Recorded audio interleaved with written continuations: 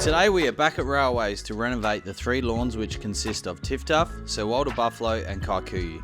Since our previous video at Railways, the Kikuyu has since been installed, the Buffalo is in good health and the TifTuf is thatched up quite a bit. Each lawn requires a different process, and in this video I'll go through and demonstrate this. We will be using a combination of different machines from mowers, scarifiers and rotary scissors. During the process I'll provide tips and tricks on how to get your lawn looking fantastic this summer. If you like what you see in this video, make sure you let us know in the comment section below and subscribe for more lawn content. So we'll start with a heavy scalp with the little 14-inch Scotty. And Clint can get started when he wants with his rotary scissors. We've got 2, so is everyone familiar with what a scarifier is and what it does? Yeah, so like a normal, I suppose, rotary mower there, blades spin like this, whereas a scarifier, same as this one, has blades that point down, that goes into the surface, goes into the leaf canopy, pulls all that waste material out. And it's going to do a really good job with this TIF. As I was looking before, it looks good from the surface, but then we've got all this, it's called leggy, but so although it looks nice and short, it's probably got 2 inches there of green material, then it goes into the rhizomes, and then you got the stolons, and then you got the rhizomes which are underneath the lawn. So this is going to look quite different soon, but rest assured it'll come back.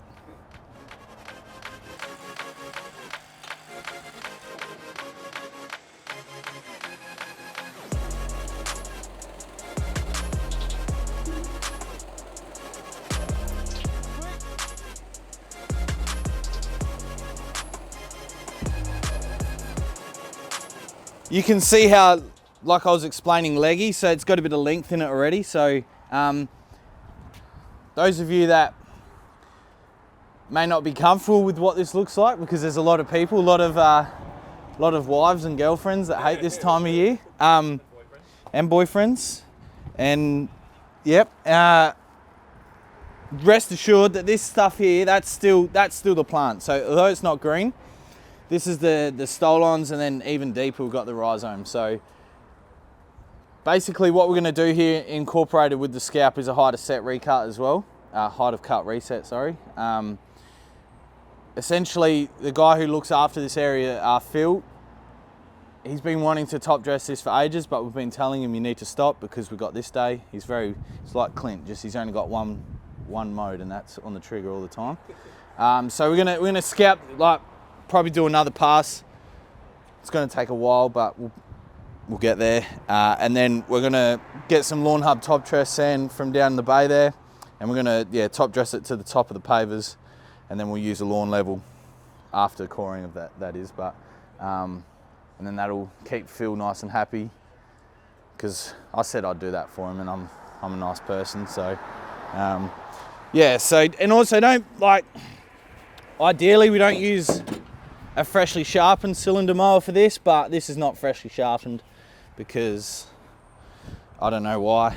The maintenance, it's missing parts, which when I handed it over had parts with it. So, but anyway, yeah, ideally get your cylinder sharpened after an event like this, and once the sand you can't see the sand anymore and we've got good green growth coming back, that's when to use the cylinder again. But I understand that cylinder mower not everyone has access to, so even a rotary, like depending on your rotary mower, what type of blades you got, you're probably up for 20 to 50 bucks depending on your brand. Ideally, the blades that you'd use for this would be your last season's blades, scalp it, and then just go buy new ones for the season upcoming, because the sharper your blades are, the crisper the cut's going to be, and in turn you're going to have a much healthier plant because you're not going to be ripping it. It's not going to be, I mean, it's pretty good here, but like places like the Buffalo and the Kikuyu where they're real sensitive, you won't get a clean cut on that leaf, and the damage will actually come down into the stem. lots of people get that mixed up with disease as well, but it's actually just not having sharp blades. So something simple as that, especially with plant health and something so sensitive, just something to keep in mind. And for the sake of 20, 50 bucks, whereas the mower, some mowers cost up to, or the one we're giving away is fully restored at 3.5 grand. So 50 bucks in the grand scheme of things, probably not a lot. Obviously these machines are a bit more, but for new blades versus an ugly looking lawn and your missus or your partner, oh, the lawn looks shit, you know, so. I need you to move on your own. Your friends will pass you by, then you'll be all alone. You're dangerous, it's killing us.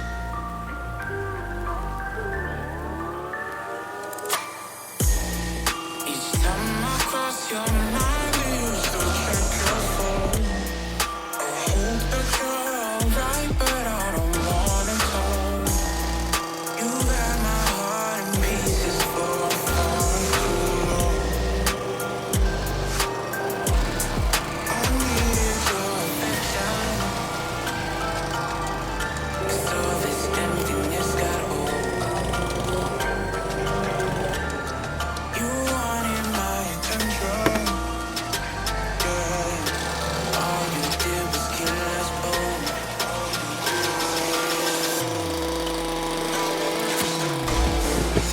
All right, so I've just gone over there with the rotary as like a cleanup mow, so most of that debris now is gone. So you can see here we've got a very low spot here because it's still green, so but that's all right. We'll pull that out with the scarifier, which we've got two of. So we've got the petrol one and the Stihl battery one. So I'll go over it with the Stihl battery one because it's a bit tighter in here and I'm more comfortable using that in a tight spot. And then we can get the petrol one out on the kike and the buff, but pretty much this is what you want to get to. It looks very daunting, but it's TifTuf, it's cooch, it's a warm season variety. You can do this with TifTuf or any cooch and Kikuyu, not so much with buffalo, because buffalo doesn't have the rhizomes which grow underneath the surface, only has the stolons, which is what you see on top of the lawn. But you can still do a light scarify and a light scalp, but I would not suggest something like this because it'll take either all summer to come back or it won't come back at all. And we'll talk about that when it gets to it, but yeah, I'll get the Stihl scarifier now. And whilst this looks pretty good, there's still a lot of below ground thatch. In this situation, we're just gonna use, the Lawnhub topdress sand, which is a triple wash sand. There's no weed seeds in it. It's been washed with fresh water, so if you have access to something like that, always recommend something like that. But otherwise, a sandy loam, and at worst case, you could always use a play pit sand, which in most cases, a play pit sand is very similar, if not the same product. So, but usually, if it's a genuine play pit sand, it's a lot finer, and you'll find with a lot finer sands, it'll bind together over time. Whereas like the Lawnhub topdress sand, it's multi-particle size, so it's not going to bind together and really gel together when it gets wet. So, and yeah, when we pull the cores and replace that with the Lawnhub topdress sand, it's going to aid with drainage as well. So not that this probably doesn't have a bad issue with drainage, but it's just good. Yeah, that's right. So yeah, so it'd be pretty good on drainage, but it's what the golf courses do. So if the golf courses do it, so and like I said, being multiple particle size, the air's able to get through a lot easier than if you say a bind up play pit sand. So that's also something to consider. So, but yeah, we'll get this cranking now. So Stihl, we've been fortunate enough to be able to borrow this. Well, they dropped it off to us to use for today. And those of you on Insta and Facebook will notice that I've been using it as well. So if you've already got the Stihl battery gear, good investment. It's got another attachment which is in that bag, which is a lot lighter. I won't use it on that because it takes too long to change. But if you're not looking for something as aggressive as we are today, you could use that. But very easy to adjust. That's probably really, really low. But we'll see how that goes, because why not? So, When you do that, yep. are you going to go like 3 or 4 mil under the... Yeah, so in this situation, because it is quite leggy, I'm gonna go probably not that deep, but generally speaking, yeah, the lower you go, depending on what it is. So if something like this in this situation, yes, you want to go as deep as the machine can handle. Same as the kite. Something like buff, each buff's going to be different, so you want to sort of play it by ear. But this one, I'm going to play it by ear, but I'm going to try and go as deep as I can, as deep as the machine lets me, because the more material that we pull out, the more sand, more top dress that we can put on, which is then ultimately going to result in a lot leveler surface. And then something like that, which is what they use here, is just going to be easy to use. If you were using like a rotary and you're just looking for a nice lawn, you wouldn't have to go as deep. But when we're using a machine like that, the flatter and smoother it is, just the better the experience is. So yeah, but in this situation, yeah, I'm just going to go as deep as the machine allows me. So we'll see how we go.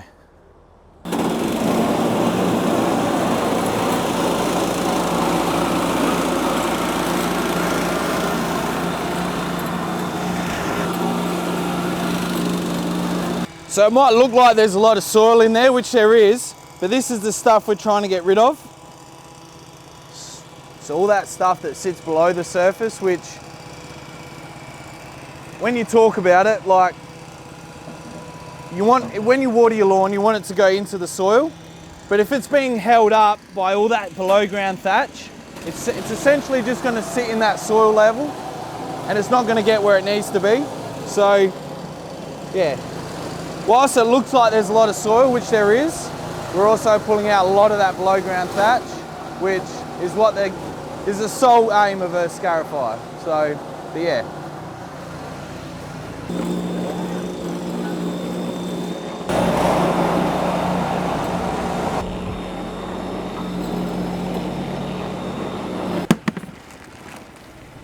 Oh, thank you.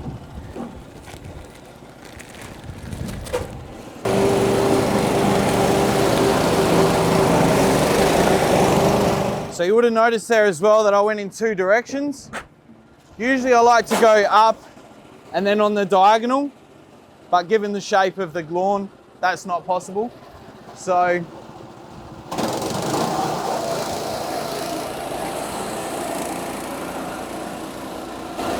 this now is a perfect bedding surface for the corer. So I've pulled out all that thatch. So, I mean, it's more by feel, but I can feel already that, you know, I can feel already that a lot of that legginess has now come out of it. And then when I went over it with the rotary mower, it just cleaned it up a lot better. So this now is perfect. If you didn't have access to a corer, that's it. And you didn't want a top dress, that's it for the day. So you could then, yeah, put your fertilizer on it, your wetting agent, your insecticide, your pre-emergent, all that, and then you tell your partner, all right, now you just got to wait 2 or 3 weeks. But we're going to go the full leg today, so we'll get that core out.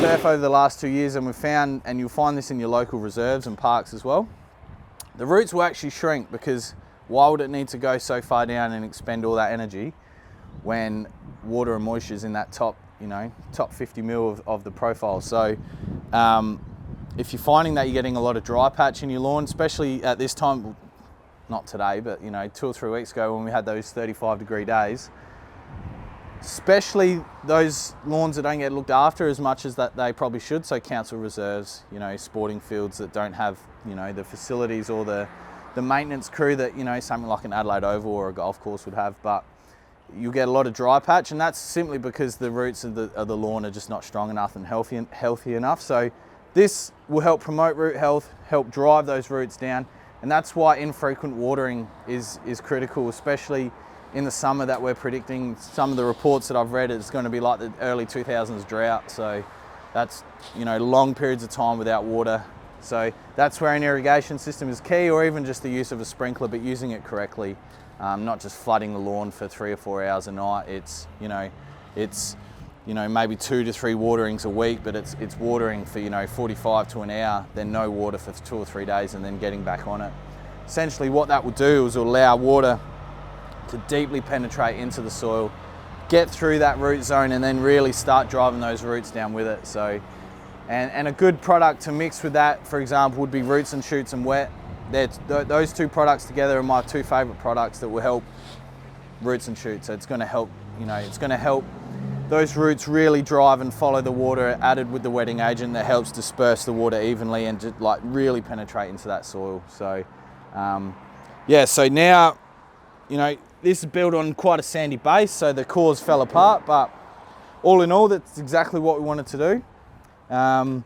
So from here, we've got no sand yet, so that's all right. We can move on to the buff. We'll organise some sand and show some techniques, and there's a few different ways to top dress, but yeah, something like that, a cam driven core is a lot easier to use, even though that's a big bulking machine. That's a lot easier than a Bluebird, for example.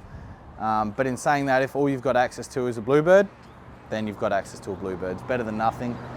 And one final thing about coring, and it's a common question that we get on Facebook and through the website, is I don't want to spend much on my lawn, which there's a lot of people that don't want to spend much on their lawn, and that's fine. If there's one thing that you can do to your lawn every year and not apply any product, it's coring the lawn.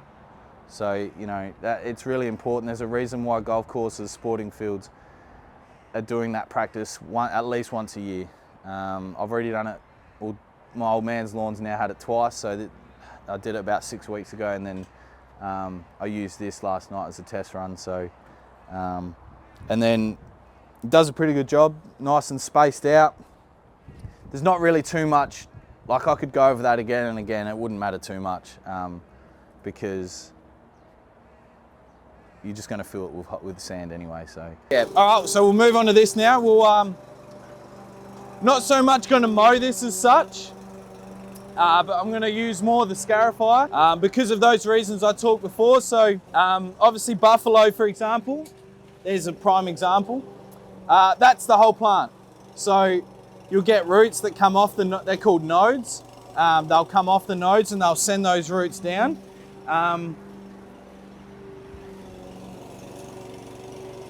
It's no real good example, but I'll probably pull some out. And then essentially what buffalo does is it just keeps growing on top of each other and top of each other and top of each other, which in turn, you see it a lot on Facebook, the buffalo hedge, where, you know, like an edge of a buffalo will be, you know, this big or even bigger. Essentially that's just the plant growing on top of each other and top of each other over time. Something like a scarifier is going to be really good at not so much damaging the plant, but opening up that canopy surface that again allows nutrients, water, soil, that stuff that we want, and fertilizer, wetting agent into the soil profile, which is exactly where we want it. We don't want it sitting on top. I've worked on buffalo lawns where the owner was like, you can only cut it, don't fertilize it, this is all you can do. And you try to explain to them that something like this is going to make their lawn look better, but they're not interested. So, but we'll show you today the nice way of treating buffalo, which will work nicely. So we'll get this started.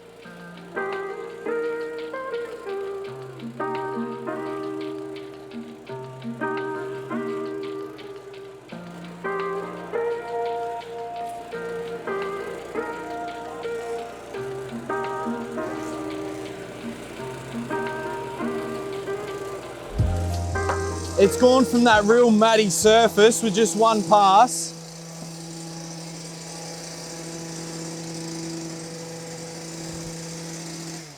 there you go. So there's those roots that come off those nodes that I was talking about. So yeah, that's the whole plant of buffalo, for those of you that didn't know. But I can already see that we've made a good pass in there. That one's not self-driven like these ones are. That one relies on the blades pulling you across, so it did bog down in some areas. So they're done with the rotary. I'll quickly just do a tidy up mow with that. And then I'll use the Stihl one and I'll go on the diagonal, and then we'll core it, and then that's a buffalo reno. You could go a lot heavier than that, but again, it's all dependent on how long you want it to take to recover. So if you had something like the Stihl scarifier or the Ryobi one, with a buffalo lawn, you could do this once every 2 months during the growing season, just to keep on top of that thatch.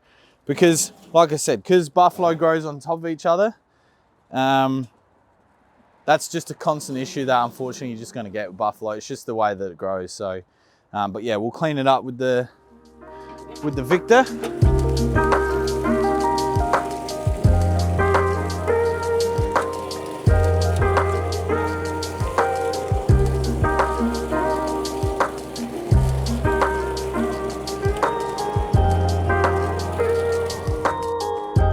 So yeah, that's actually done a pretty good job. So obviously if you were to do one pass, recovery would be a lot quicker.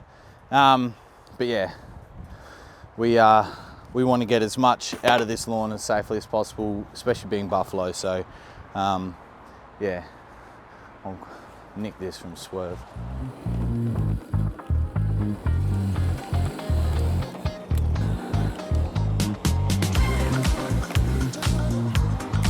You might want to watch it. It's his first time using it. Oh, this could be good. He's going to go through the pavers.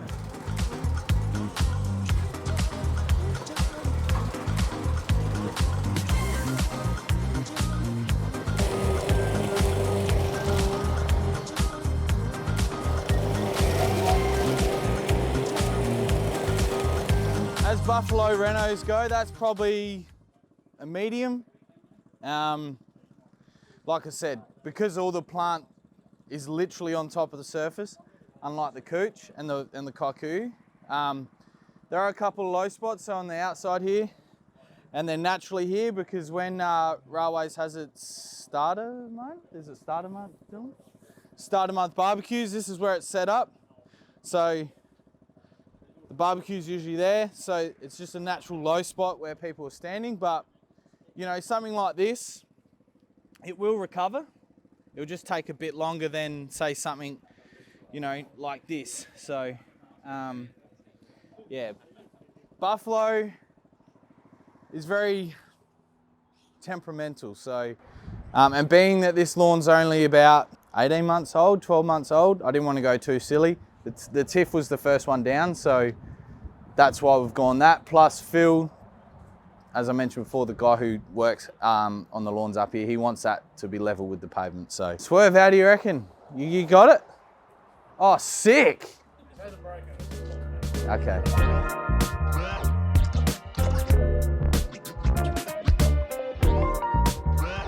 We'll move over to the kite. So I'll use the rotary because using that 14-inch fills up in a metre. So we'll use the rotary.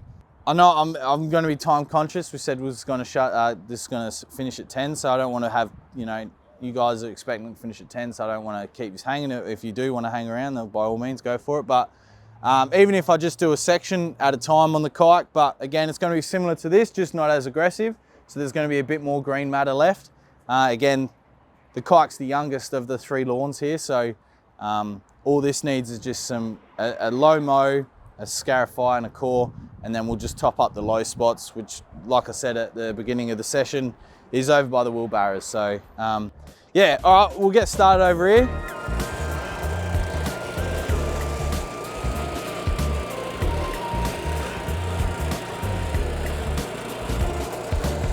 That's tough. Yeah, I'm just gonna have to go up with this, unfortunately.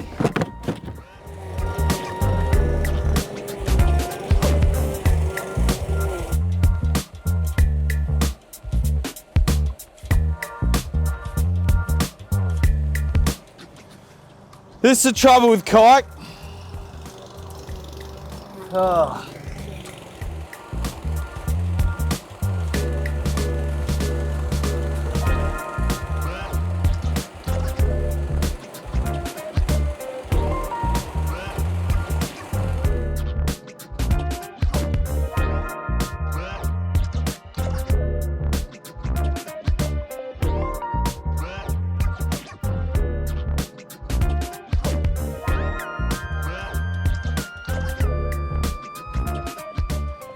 typically speaking for kayak, you want to go a bit lower than that, but that mower's not strong enough and this mower's too small. So, but we've managed to expose some of the high spots somewhere like this.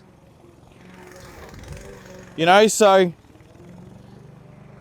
can probably tell by the Scotty and even that mower, it's, you know, it's a bit lumpy. So, but we'll get the scarifier over it now, and she's thick. So, yeah, anyone with a kayak lawn, this is quite moderate. Obviously, like we said, we could go with what the TifTuf or the Couch is. Generally speaking, a rotary mower is a really good cleanup mower, but as you can see, it is struggling today in the thickness. So we're just going to go over it with the scarifier. We're going to pull out as much material as we can. If that's 3 or 4 passes, that's 3 or 4 passes. But as you can see, with the mowers that we've got here today, it's making things a bit difficult, unfortunately. So, but we'll see how the scarifier goes now. Obviously, before it was quite, well, it was bogging down a bit. So, but there's a good comparison here. So we have removed quite a bit of material already off the top. But yeah, I think this will do a bit better job now that we've shaved the bit off. Yeah, see how we go.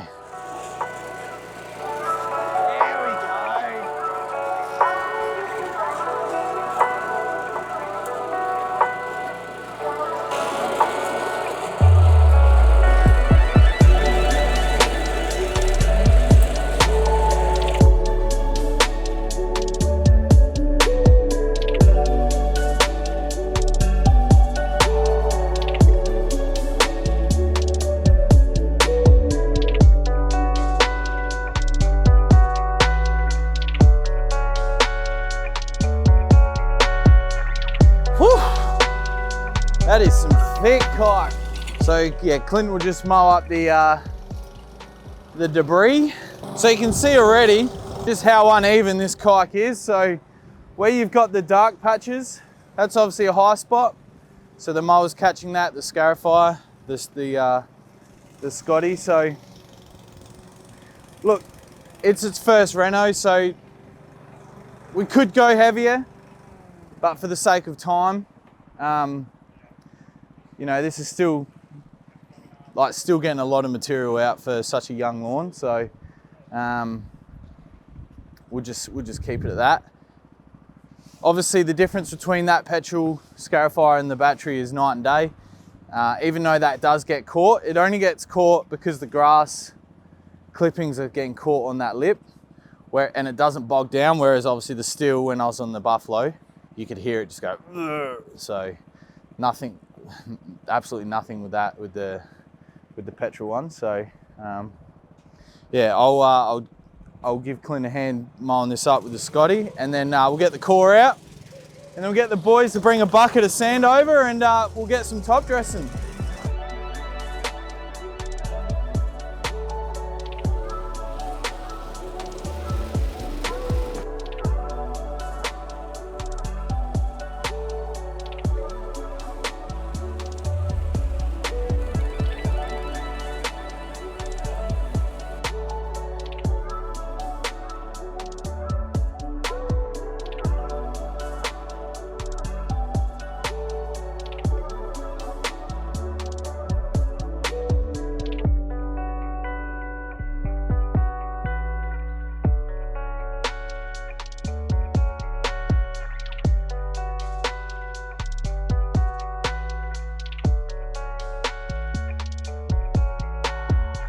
Come over here. You can leave them on the soil, like you can literally pull the cores and just let them break down, or we can do what we're doing here, which is raking them up, removing them, so when we get ready for sand, it's an easier process to get the sand back into the core holes. Again, like I said, if you wanted to start a lawn, you could start a lawn with these, but who had the Buffalo that they thought they, yeah. So as you can see there, like there's decent roots there, which, you know, as long as there's still some material on top, like just any runners or anything, yeah, you've got that underneath off those nodes. So but yeah, that's like, yeah. Yeah, it's not all doom and gloom, it will just take time. So, but yeah, so in this instance, we're gonna remove the cores from well, Evo's already done that, or we've raked them up. So the next process would be, you can either do this now and then top dress, or top dress then do that. I've tried both and it doesn't matter. There's a big debate online about whether to fertilise and do all this first and then top dress and vice versa. So for today's, because we're time critical, we'll get it down now. So we've got, I said 3, so I lied, sorry. But we've got 4 products. So we've got Trojan, Onset 10, which is a granular pre-emergent, exactly the same active as Barricade and Spartan, which is prodiamine.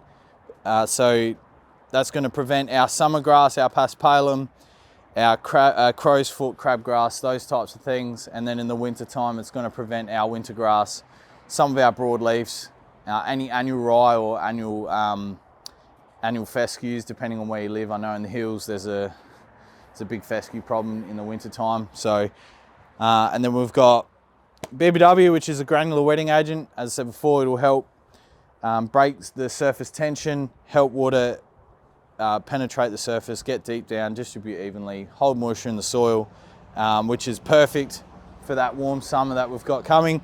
And then we've got Acelepryn GR, which is our 6-month grub prevention. A common myth which people get caught up in online is that the black beetles is the bad stuff. It's not the black beetles. They do nothing to the lawn other than lay the eggs and then the larvae hatch. It's the larvae that we want to control, not so much the black beetle.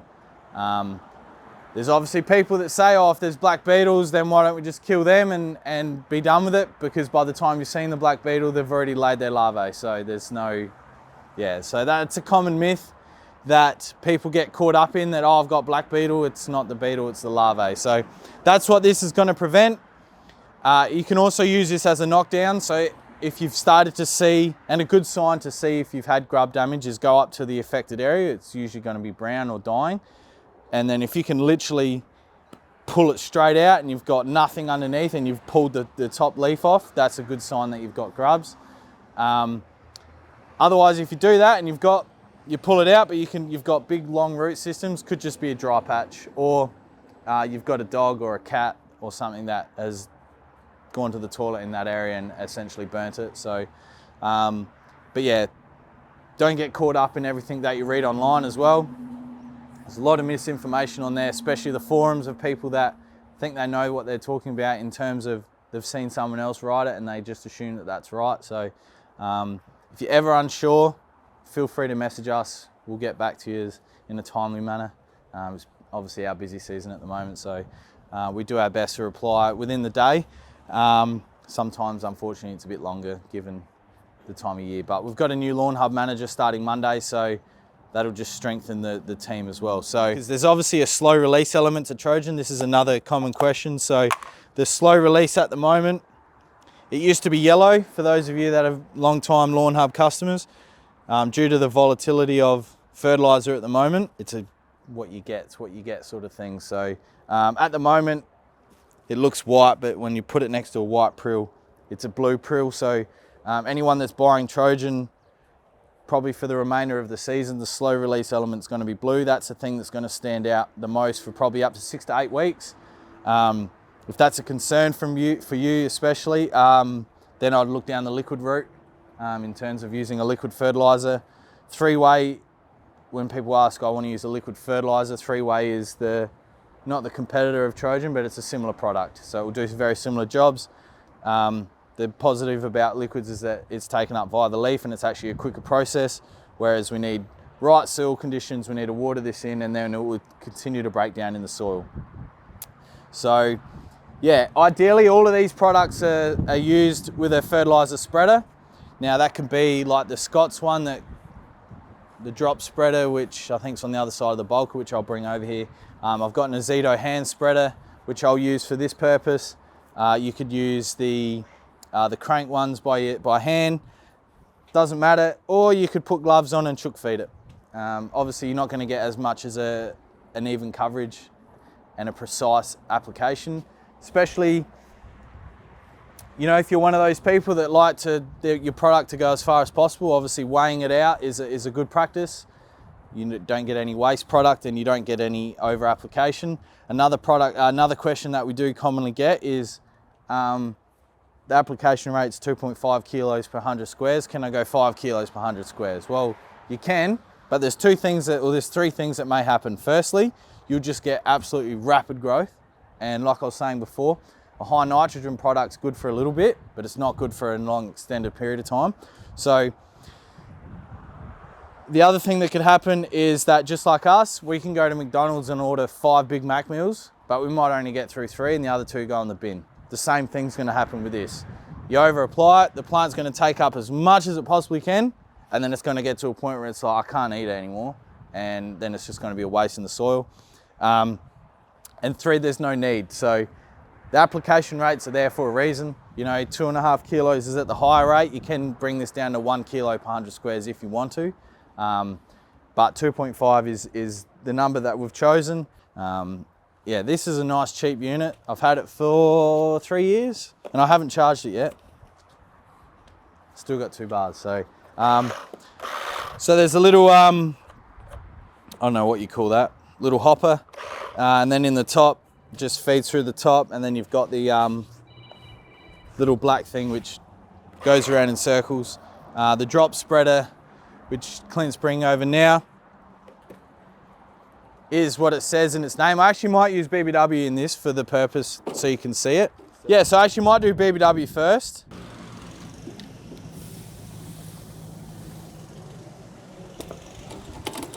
All right, let's have a look.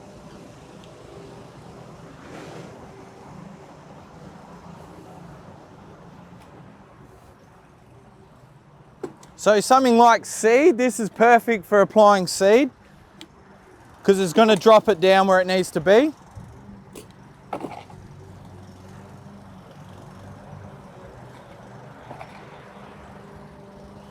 And obviously you can get a lot more precise with a drop spreader rather than a broadcast spreader. And then the beauty about BBW as well is that it's greens grade, meaning that it's super fine, so it's below 75 SGN. So this exact product is used on golf courses in Adelaide at the moment, and it'll continue to be used in golf courses in Adelaide and around Australia because of its fineness in nature, meaning that, like, once you water that in, it begins to activate. So being a granule, again, you don't have to water this product in straight away. But if you're using wet, the liquid wetting agent, you'd have to water that in straight away. Otherwise it'll burn the lawn. So yeah, BBW, 1.5 kilos per 100 squares. And then I'll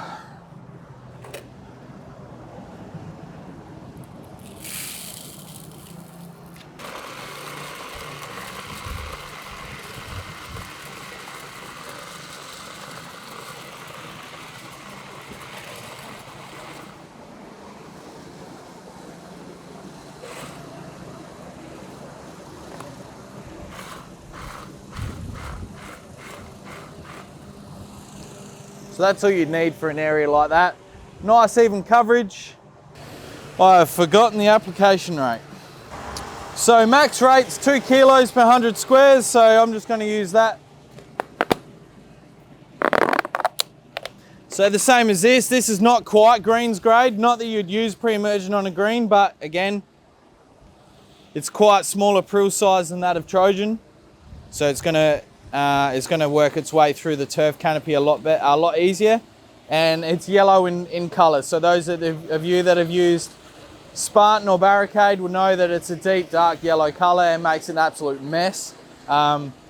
Obviously, again, this is not going to activate until it's been watered in, but the beauty of granular products is that I find they're a lot easier, a lot more convenient than getting the sprayer out.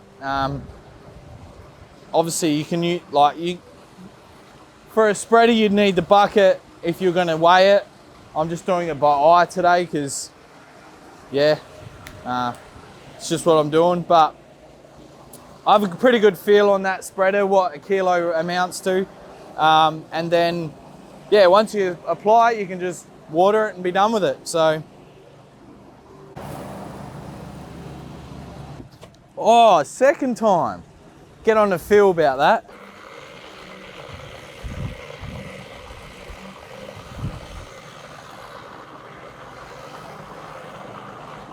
So again, nice even coverage. And then a celloprine. So again, this has a nice smaller prill size. I'd say that's about 150, 125 SGN. So not quite greens grade, but this isn't gonna burn. So you could use this on a green. So yeah, we'll get this out and then I'll get a bucket of sand brought over. I'll show you some top dressing tips, leveling, and then we'll be done. So.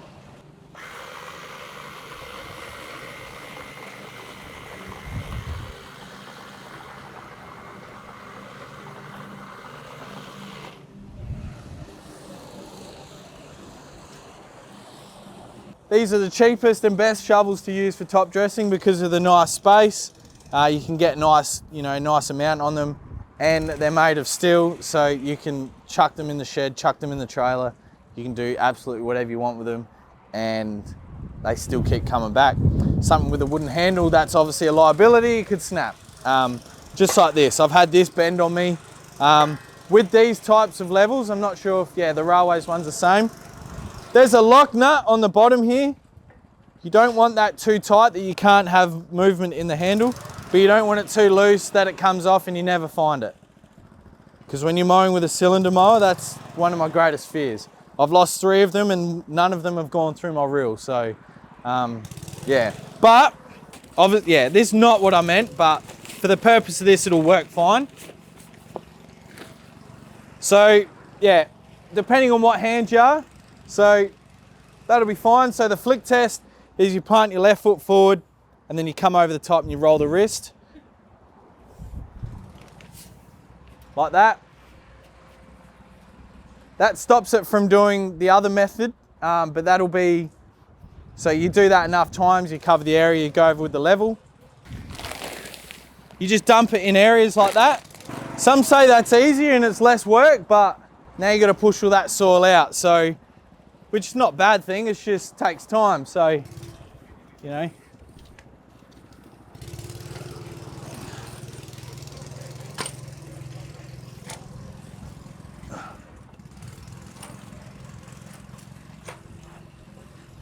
Now obviously in this case, we're working up towards the pavers. So we've got something to work off of, but if you're in a big open area like the kike, it's just all by feel. You just want to spread it out evenly enough so you've got it.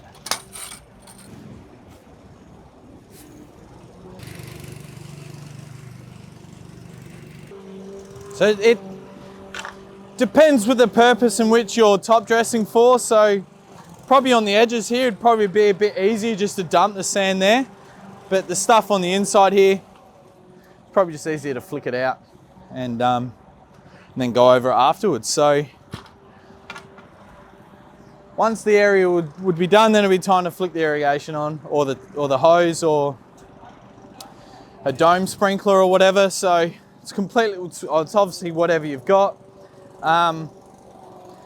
In a perfect world, pop-up irrigation, you know, hook it up to your phone, boom, sit back, watch the sprinklers do its thing. But I understand that not everyone has that fortunate ability to be able to do that. So if you're ever interested in irrigation, Railways they'll do a full design and a parts list. All they need is the pressure test, so whether you just fill a 9-litre bucket up full at the tap and record it, that's all they need. And obviously the area in which it's going into. It can, depending on it, like something like this, for example, if this is all you had at home, it'd probably have 2, 4, 6 sprinklers, 30 meters of poly and some joins, and then if you hook it up to the tap, you're probably looking at about 150 bucks, 160 bucks. But obviously if you start looking at controllers, you want to put it up to your phone, you know, you want a valve box, you want to run it off valves, and then obviously the cost extends out. But there is always a budget option or something just to get you in the ground. That's what I did when I first moved into our house. I just wanted irrigation in the ground and just hook it up to the tap, and then I'll deal with controllers later when I've, you know, got the spare cash for it, and that's what I did. So, yeah. Once we finish this, once they bring a bucket over and I do it, once you water it, it'll naturally sink as well. So it's not going to be as thick as it currently is, because it will fall down into those core holes. Whilst we might not see the core holes at the moment, water takes the least path of resistance, so it's going to naturally find its way down those core holes, and it will take the sand with it. But yeah, you can definitely go as thick as you want. Nah, last week's weather didn't help. This current week, we've only got, I think, one day in the 25s, 26, and then it cools off again. That warm spell that we had about 3 weeks ago, if we had that, bloody beautiful. That, like, you know, unfortunately, yeah, this will take time. This will probably be the quickest to recover. But then again, that kike's a machine, so that might take the quickest. But yeah, don't stress, man. Yeah, it'll be fine.